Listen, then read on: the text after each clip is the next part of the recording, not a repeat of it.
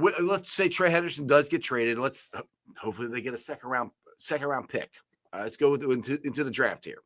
All right, if you're going to me, you're going if you're losing Trey, your first 3 picks have got to be defense. So if you're going, let's go with the Commanders pick there. If they make the trade with the Commanders for their second round pick, who would be there? They have 17, 49, and then whatever the Commanders are that they could get. That you guys think?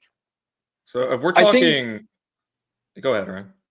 Oh, I was just going to say the first name that pops up to my mind later in that first round at a pick 29, let's say, would be the edge out of Boston College. And I always butcher his name, but I think it's Donovan Ezeruaku.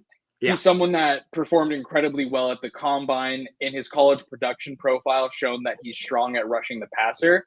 I also personally like him because he's stout against the run compared to someone that is truly just a designated pass rusher, let's say. But that was the first name that immediately popped in my mind, where if you're looking to target 2 edge defenders in the first round, or at a minimum 2 players along the defensive line in the first round, something like Walter Nolan and Ezuraku, or however you pronounce that, would be somewhere I could go. But yeah, right. Andrew, you go ahead.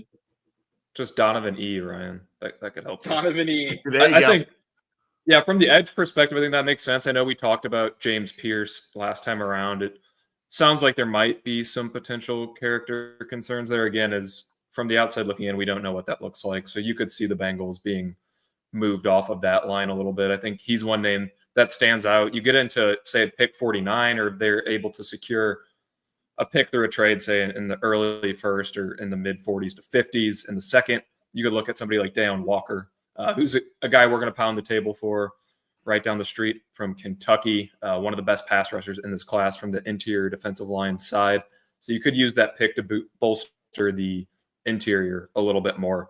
Then if we get into late day 2, I think another name who's flying under the radar here, and we've kind of heard from some of the new coaching staff that's coming in that they're going to be willing to potentially break the mold on some of these undersized guys who can rush the passer.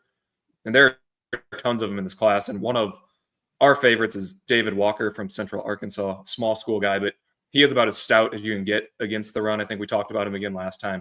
James Harrison, Elmas Dumerville type of vibe. So that would be another fun pick. I think the reality is here, there's going to be a ton of options at all of their picks, and if they're able to get another one in the day 1, day 2 range, the key is going to be, are they taking guys that can rush the passer? And we're going to be pounding the table on this for the next few months.